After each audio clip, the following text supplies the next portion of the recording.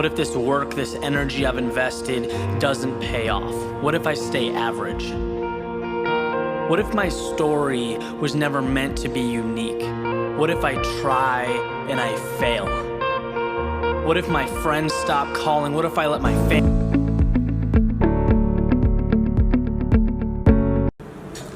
नमस्ते, मैं फिर दिनेश कनौजिया आपसे आईना चैनल में मिल रहा हूँ हकीकत से सामना।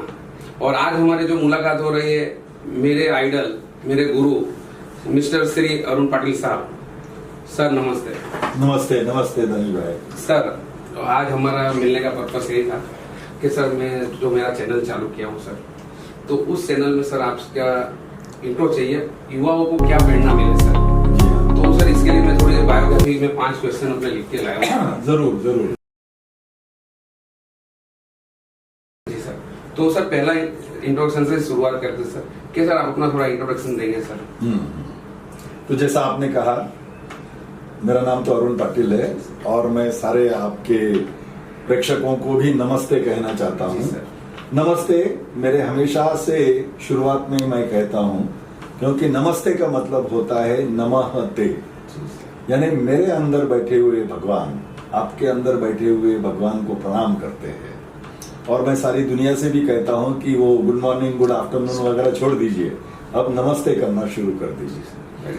तो ब्रीफली मेरा जन्म तो ऐसे शहर में गांव में हुआ था कि जिसकी लोक संख्या थी 300, एकदम विलेज। जी सर।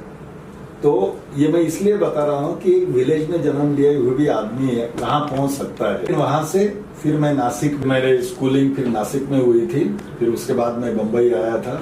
वहां पे 9 साल तक मैंने MA और LLB किया था और उसके बाद तो मुझे प्रैक्टिस करनी थी, वकील बनना था। लेकिन वकील बनना है तो इनिशियली पैसा तो नहीं मिलता है, तो इसलिए मैंने सोचा कि कहीं मैं नौकरी कर लेता हूँ और नौकरी के बाद फिर बाद में वकीली करेंगे। वैसे भी दुनिया में एक अगर वकील कम हो तो अच्छा है, ऐसा मुझे लगता था। तो I appear for variety of competitive exams में सब अपीयर हुए। बैंकिंग है, इंश्योरेंस है, जनरल इंश्योरेंस, और उसमें LIC भी एक थी। तो जब मुझे पता चला कि इंश्योरेंस कितनी बड़ी चीज है इस दुनिया में और वो क्या कर सकती है हम इंसानों के लिए, तो फिर मैंने LIC ज्वाइन किया। तो फिर 19 ईयर्स में LIC में था और उसमें मैं फिजी में भी था। फिजी नाम का एक देश है ऑस्ट्रेलिया न्यूजीलैंड के पास, वहां पे भी मैं चीफ मैनेजर करके था। फिर मैं इंडिया वापस आया। अगर मैं LIC में रहता तो आप जानते हैं कि वहां टाइम बाउंड प्रमोशन होते हैं, तो मैं चेयरमैन या MD करके रिटायर होता। लेकिन कुछ कुर्सी पाना जिंदगी में ये मेरा उद्देश्य नहीं था। तो इसलिए जब प्राइवेटाइजेशन हुआ 2000 में, जैसे कि आप जानते हैं, then I decided to join private sector, क्योंकि चैलेंज बहुत बड़ा था कि चलो एक नई कंपनी सेट करते हैं, अपने पास एक एम्प्टी टेबल है, किसको लेना है, कैसे प्रोडक्ट होंगे, क्या करेंगे, सब कुछ। The Joy of creativity, innovation. तो इसलिए मैंने ICICI प्रूडेंशियल ज्वाइन किया और वहां पे हेड ऑफ सेल्स डेवलपमेंट करके मैं 3 साल तक रहा। फिर उसके बाद मैंने सोचा कि नहीं, मुझे ऐसी कंपनी ज्वाइन करनी है जिनके वैल्यूज, जिनका एथिक्स मेरे पर्सनल जिंदगी के एथिक्स से मैच करता है। तो फिर मैंने लुक अराउंड किया और देखा कि Kotak life insurance was such a company. तो इसलिए फिर मैंने बाद में कोटक लाइफ इंश्योरेंस ज्वाइन किया as a senior VP for training and development, और वहां पे मैं 8-9 साल रहा। और उसके बाद मैंने देखा कि there was quite a lot of misuse of selling that was happening. बहुत गलत तरीके की पॉलिसी, गलत तरीके से गलत इंसानों को बेची जा रही है। फिर मैंने कहा कि नहीं, मैं जरा थोड़ा सैबेटिकल ले लेता हूँ। सैबेटिकल नहीं था, हॉलीडे। तो आई टुक अ 2 ईयर हॉलीडे। कुछ 2-4 किताबें मैंने लिखी उस वक्त, और फिर बाद में मैंने कहा कि अभी मैं कॉर्पोरेट में नहीं जाना चाहता हूँ, let me go into the academic world. तो उसके बाद मैं इस कॉलेज में as a dean and as a professor करके ज्वाइन हुआ। हमने यहाँ एक इंश्योरेंस कोर्स भी शुरू किया हुआ है और लास्ट 14 साल से हजारों बच्चों को जो जिंदगी भर थोड़ा बहुत पाया है वो वापस देने की मैं कोशिश कर रहा हूँ। Thank you sir, thanks a lot sir. और सर दूसरी चीज कि आपने जो बताया कैरियर, अचीवमेंट क्या क्या थे सर उस दौरान सर आपके? अचीवमेंट तो बहुत थी, लेकिन मेरे हिसाब से 2-3 अचीवमेंट्स मैं I am personally proud of. जी सर। नंबर 1, पूरी जिंदगी लाइफ इंश्योरेंस में गई थी, लेकिन मैं सीने पे हाथ रख के कह सकता हूं कि मैंने जिंदगी में कभी भी एक इंसान को भी एक भी गलत पॉलिसी नहीं बेची। जी सर। और जहां तक मुझे संभव था वहां तक मुझे ये कोशिश की मैंने कि कोई भी मेरे अंडर जो काम कर रहे हैं वो भी ना गलत काम करें। जी sir. This is my achievement number 1। जी सर। दूसरी अचीवमेंट, जब मैं फिजी देश में था 5 साल, तो वहां मुझे जो नियरली 80 फंक्शंस में बुलाया गया था चीफ गेस्ट करके। जी सर। और फिजी के लोगों को भारत और भारत की संस्कृति, इसकी महानता की इतनी ज्यादा पहचान नहीं थी। जी सर। तो वहां के लोगों को मैंने भारत के संस्कृत, भारत के मूल्य, भारत के सब कुछ जब बताया, तो I think that was another great moment of achievement. और तीसरी अचीवमेंट मेरे हिसाब से, आज अभी 14 साल में हजारों बच्चे इस कॉलेज से आके गए। आजकल मैं लाइफ इंश्योरेंस नहीं पढ़ाता हूं भैया, आजकल I am teaching them business ethics, corporate social responsibility, life management. अरे भाई, बिजनेस तो कोई भी मैनेज कर लेगा, but how do you manage your own life, that is very essential. और आजकल ये यंग जनरेशन को कहीं पे भी नहीं मिल रहा है वो। देन लाइफ स्किल्स, यानी जीडी, पीआई, बॉडी लैंग्वेज, दुनिया में कैसा बर्ताव करने का है, how to behave in the world, and finally the Indian knowledge system. आप तो जानते ही है कि आज जो वेस्टर्न वर्ल्ड डिस्कवर कर रहा है, वो सब हमारे भारत में ऋषि मुनियों ने हजारों साल पहले डिस्कवर किया। जी सर। जी सर, वेरी ट्रू सर। हमारा हिस्ट्री, हमारी लेगेसी बहुत बड़ी है, लेकिन ये हमारे आज यंग जनरेशन को पता नहीं है। तो वो वहां तक, उनके तक पहुंचाना, ये मेरी सबसे बड़ी जिम्मेदारी मैं मानता हूँ। Thank you sir, thanks a lot sir. दूसरी चीज कि आप जिस टाइम पे थे सर, कुछ स्ट्रगल भी की होगी सर, ऐसे तो आपने ये इतना बड़ा मकाम नहीं हासिल किया होगा। तो मैं चाहता हूँ मेरी जो सोचता है, जो देख रहे हैं वीडियो, जो देखने वाले भी है वीडियो सर, तो उन्हें ये क्या प्रेरणा मिलनी चाहिए आपके स्ट्रगल से, जो आपने स्ट्रगल किया वो भी हम थोड़ा जानना चाहते हैं। क्योंकि सर मैंने भी आपको देखा हुआ है शुरुआत से, बिगिनिंग। आज सर 24 साल का रिलेशन है आपका मेरा सर, और वही मैं देखना चाहता हूँ सर आपके, कि मैं भी जानना चाहूँ, क्योंकि मुझे उतनी मालूम नहीं है कि सर आपने स्ट्रगल क्या किया। मैंने आपको अच्छे रूप में देखा है सर, मैंने स्ट्रगल रूप में नहीं देखा है सर। तो मैं चाहता हूँ कि आपने स्ट्रगल कैसा किया और मेरे युवा भी क्या सीखे उस स्ट्रगल से। जी सर। तो जैसा कि मैंने कहा कि जन्म तो एक छोटे से गांव में हुआ था। पिताजी तो मेरे शिक्षक थे, लेकिन उन्होंने अपने भाइयों को, बहनों को, उनकी पूरी जिंदगी सेट की, इसलिए सब पैसा वहां जाता था। तो I have seen the importance of money, पैसा क्या चीज है, इसका महत्व बहुत बचपन से पता चला। यहां तक कि जब कभी कभी कॉलेज में हम जाते थे तो हम सिर्फ जेब में 10 पैसा लेके जाते थे। बट मैं ये चाहता हूं दिनेश भाई कि हर एक इंसान को इस जिंदगी में पैसे का महत्व पता चलना चाहिए। जो जैसे कि कहते हैं ना कि सिल्वर स्पून लेके जो जन्म लेते हैं, उनको इतना इंपॉर्टेंस नहीं होता है। तो मेरे हिसाब से हर इंसान को अगर पता चले कि भाई 10 पैसा, 10 रुपया या 1000 रुपया, इसकी क्या सिग्निफिकेंस अपनी दुनिया में है, ये पता होना चाहिए। नंबर 1। दूसरा स्ट्रगल मैंने ये किया था कि ये जो रैट रेस हम कहते हैं आज के जमाने में, अपने जमाने में भी थी, आजकल के जमाने में भी है, ये रैट रेस में मैंने हिस्सा मैं नहीं लूंगा, ऐसा मैंने डिसाइड कर लिया। क्योंकि बहुत बहुत साल पहले मेरे किसी एक मेंटर ने कहा था, don't run in the rat race, even if you win you are still a rat. आपने अगर वो चूहों की रेस भी जीत ली तो फिर भी आप चूहे ही है ना। हाँ भाई, तो स्ट्रॉन्ग चूहे है, फास्ट चूहे है। So don't participate in rat race, number 2। Number 3, मेरे भी इस करियर में private sector, public sector, international, काफी बार ऐसे प्रसंग आते थे कि जब ये करूं या ये करूं, ऐसी संभावना पैदा हो जाती थी। एथिकल डायलेमा जिसे हम कहते हैं कि something which is right, something which is wrong.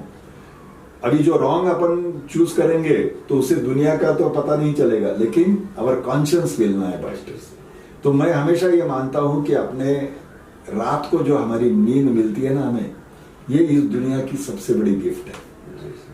तो इसलिए कई ऐसे प्रसंग आए जब मैंने राइट ही चीज की, और उसकी वजह से मेरे बॉस और मेरे बाकी के सहयोगी वो नाराज हो गए थे, दुखी हो गए थे, काफी तकलीफ हुई दिल को। लेकिन फिर भी जो सही है, जो मेरी आत्मा कह रही है वही करना, ये जिंदगी में मैंने काफी बार स्ट्रगल किया है। और चौथा और फाइनल स्ट्रगल मेरे हिसाब से जो बहुत इंपॉर्टेंट है और आज के जनरेशन के लिए, कोई भी इंसान इस दुनिया में महान नहीं बन सकता है जब तक वो अपने आप को महान ना समझे। और आजकल की जनरेशन को बहुत कुछ जो मिल रहा है वो बहुत आसानी से मिल रहा है, ऐसा मुझे लग रहा है। इंस्टेंट लाइफ जिसे हम कहते हैं, सब कुछ आसानी से मिल रहा है। Too many choices. आप जानते हैं हमारे जमाने में 2 कार हुआ करती थी, एक एम्बेसडर और एक फिएट। हमारे जमाने में लैंडलाइन हुआ करती थी, लैंडलाइन पाने के लिए 3-3 साल की वेटिंग लिस्ट थी। बसेस क्या थी, ट्रेन क्या थे, रास्ते क्या थे। So we have lived that life. जो हमने स्ट्रगल्स किए हैं ना जिंदगी में, उसकी वजह से we value life, we value human life. और यही मेरी ये जनरेशन से विनती रहेगी कि ह्यूमन लाइफ से बढ़ के कोई दूसरा वैल्यू नहीं है। और वो उसी वक्त हमें पता चलता है जब हम उसमें से गुजरते हैं, जिसे हम इंग्लिश में एम्पैथी कहते हैं, सिंपैथी नहीं। सिंपैथी यानी दया। जी सर। दया तो हम किसी भिखारी के लिए भी कर सकते हैं। एम्पैथी यानी अगर मैं उसके शूज में होता तो मैं कैसे फील करता, कैसे महसूस करता। तो ये एम्पैथी इज समथिंग जो हमने जिंदगी में अगर होगी ना, तो सामने वाले का जो स्ट्रगल होता है उसके लिए भी हमारे दिल में फिर सद्भावना पैदा हो जाती है। Sir last and final question है सर, कि सर आप ये युवाओं को क्या मैसेज देना चाहते हैं कि आने वाले समय में जो अभी आप देख रहे हैं सर सिनेरियो कैसा चल रहा है, और आज के बच्चों को, आज के युवाओं को, और मोस्टली सर आज जो मिडिल क्लास है वो थोड़े पेशेंस कम हो गए सर। पेशेंस कम हो चुका है, इसकी वजह से वो लोग सोच रहे हैं कि हम जिंदगी में कुछ कर ना पाएंगे। जी सर। तो मैं आपकी एडवाइस चाहता हूँ सर, आप उन लोगों को क्या एडवाइस देना चाहते हैं कि उनको क्या करना चाहिए सर? जी हाँ, जरूर। देखिए, समय बदलता रहता है, जनरेशन के जनरेशन से बदलते रहते हैं, ये तो सच है। लेकिन आज की जो यंग जनरेशन है, जेन जी जिसे कहते हैं, या जेन ए, जो 2000 साल के बाद जिनका जन्म हुआ है वो जेन ए हो गए। जी सर। ये पीढ़ी हमारी पीढ़ी से बहुत बहुत अलग है। एक बात तो मैंने मेंशन कर दी कि everything they are getting it promptly and easily. असल में जिंदगी में ये ऐसा नहीं होता है। आप देखेंगे नेचर में नथिंग हैपन्स इंस्टेंटली। सूरज धीरे से ऊपर आता है, अगर हम आम का पेड़ लगाएंगे तो वो धीरे से आएगा, सब कुछ अपने टाइम से होता है। लेकिन this generation is wanting everything instantly, और उसके लिए सबसे बड़ा जिम्मेदार मेरे हिसाब से ये यही इंस्ट्रूमेंट है। एंड इस इंस्ट्रूमेंट ने पूरी संसार की सोच बदल दी है, ऐसा मैं मानता हूँ। नंबर 1। सो मेरा पहला मैसेज ये होगा कि जिंदगी में कुछ भी पाना है तो उसके लिए वक्त लगता है, इंस्टेंटली नहीं होता है। नंबर 1। नंबर 2, ये जो आर्टिफिशियल इंटेलिजेंस आजकल बहुत चल रहा है, इसकी वजह से सब कुछ उनको रेडीमेड मिल रहा है और उनकी सोचने की क्षमता कम हो चुकी है। इंग्लैंड में एक्चुअली एक सर्वे किया गया था कि उनका आईक्यू जो है वो इस स्मार्टफोन की वजह से कम हो गया है। यानी फोन स्मार्ट हो गए लेकिन इंसान स्टूपिड हो गए। जी sir, very true sir. Number 3, artificial intelligence is fine, कुछ बोरिंग काम, कुछ रूटीन काम करने के लिए बहुत बढ़िया है। लेकिन जो अपना ह्यूमननेस है, ह्यूमन टच जिसे कहते हैं, वो हमने कभी भूलना नहीं चाहिए। आज मैं देख रहा हूं ये हजारों यंग जनरेशन से डील करते हुए, they are lost in their own world. Dhanesh भाई, आप जानते हैं कि ऑन एन एवरेज लोग आज सोशल मीडिया पे कितनी देर तक है? 6.8 आवर्स एवरी डे। और इन यंग जनरेशन जो है, अपने टीनेजर, कुछ लोगों का तो 10 आवर्स है। They are living in a dream world, they are living in a fantasy world. ये कोई काल्पनिक विश्व होता है ना, बस वही अपना रील होता जा रहा है। यहां से बाहर निकल के दुनिया की जो सच्चाई होती है, दुनिया की जो रियलिटी हम कहते हैं, उसमें आने की उनको बहुत जरूरत है। मैं ऐसा मानता हूं कि हर एक इंसान के गले में 2 बोर्ड्स होते हैं, इनविजिबल बोर्ड्स। एक बोर्ड पे लिखा होता है प्लीज नोटिस मी। जी अरे भाई मुझे नोटिस करो, जी, मैं एक इंसान हूं। आज हम एक दूसरे की तरफ हेलो भी नहीं कहते हैं, नमस्ते तो दूर रहा, हेलो भी नहीं कहते सही हैं। बात। एंड सेकंड बोर्ड होता है प्लीज अप्रिशिएट मी, आप मेरी सराहना कीजिए। ये दोनों हमारी मानवीय मूल्यों की बहुत बड़ी जरूरतें हैं कि आप किसी को इंसान करके समझ लो, नोटिस करो और उसको प्रेज करो। ये दोनों चीजें आज गायब होती जा रही है। One more thing I observe in this young generation is, उनका जो पैशन जैसा आपने कहा बहुत ही कम होता जा रहा है, बहुत ही कम होता जा रहा है। उसकी वजह से कौटुंबिक समस्याएं बढ़ रही है, माँ बाप से झगड़े हो रहे हैं, दोस्तों से झगड़े हो रहे हैं। That is one thing I want them to realise कि नथिंग हैपन्स इंस्टेंटली। सिर्फ इंस्टेंट कॉफी हो जाती है, बाकी जिंदगी में कुछ इंस्टेंट नहीं होता है।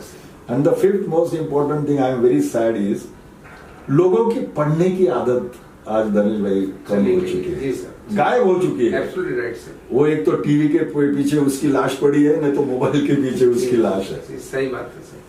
कुछ लोग बोलते कि नहीं हम तो इस पे पढ़ लेते हैं, नहीं, ये पढ़ना अलग है, इसमें बड़े बहुत डाइवर्जेंस होते हैं। एक किताब जब हम लेते हैं, जैसे कि मैं आपको एक छोटा सा एग्जांपल देता हूं, मैंने अगर आपको एक स्टोरी बताई अभी या आपने किताब में पढ़ी, तो your brain will imagine that story, that story, कि रात का वक्त था, अंधेरा ऐसा था, ये था, वो था। But when we see it readymade here, our brain does not work. तो इसलिए मेरी बहुत सिंसियर रिक्वेस्ट होगी सारे ये जनरेशन से, please read at least 15 minutes every day. मैं ये नहीं कह रहा हूं कि भाई तुम घंटों तक पढ़ो, no, use social media also, but for some time. अपने भारतीय संस्कृति का मूल क्या है? Everything in moderation.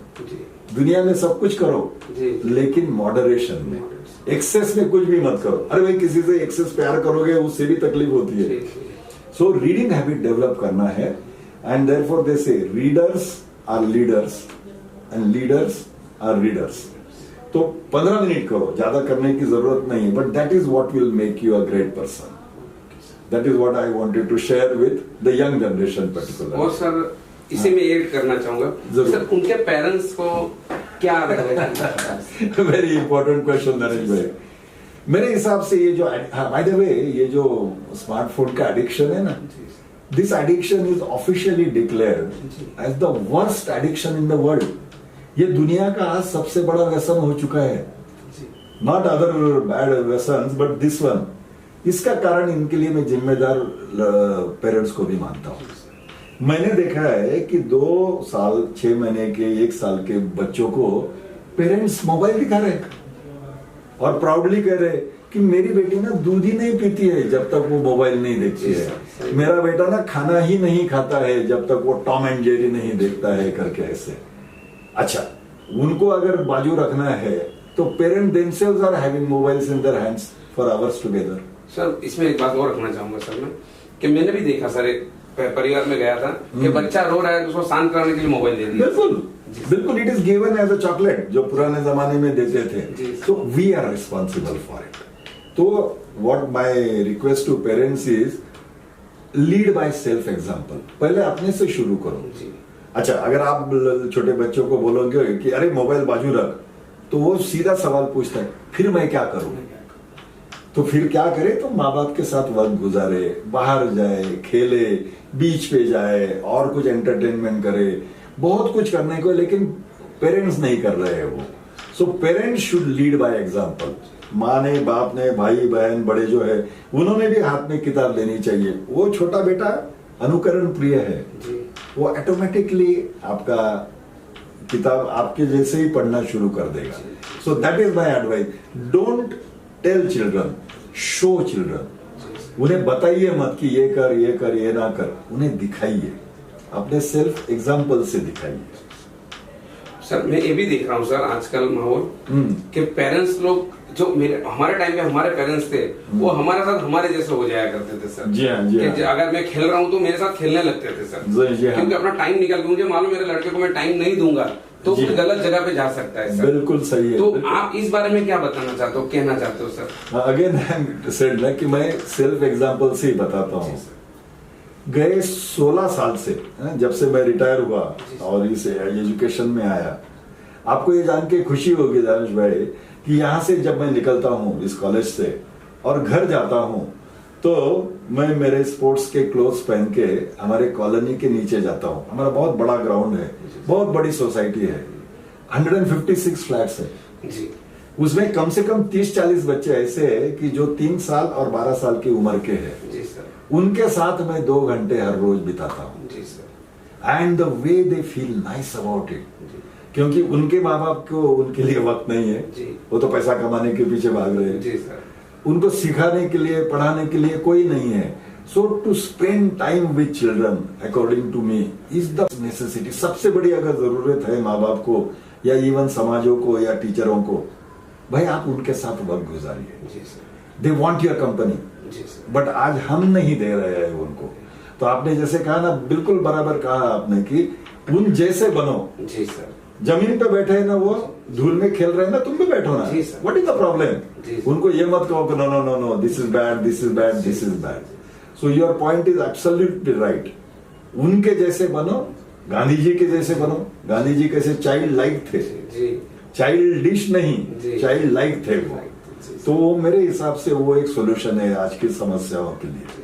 और मैं ये बता रहा था दोस्तों कि सोचिए कि आज इतने इम्पोर्टेंट व्यक्ति से आज मेरी बात हुई है जिससे मैंने अपने जीवन में कुछ सीखा है, और आज मैं जो भी हूँ इन्हीं की एडवाइस, इन्हीं की ट्रेनिंग और इन्हीं की वजह से हूँ। तो गाइस प्लीज अपना चेंज करिए, सोचने का तरीके को चेंज करिए, अपनी लाइफ को भी। और एक बड़ी बात नहीं गाइस, हम कर सकते और ये कर ही सकते, कोई चांद पे जाने वाला काम नहीं है।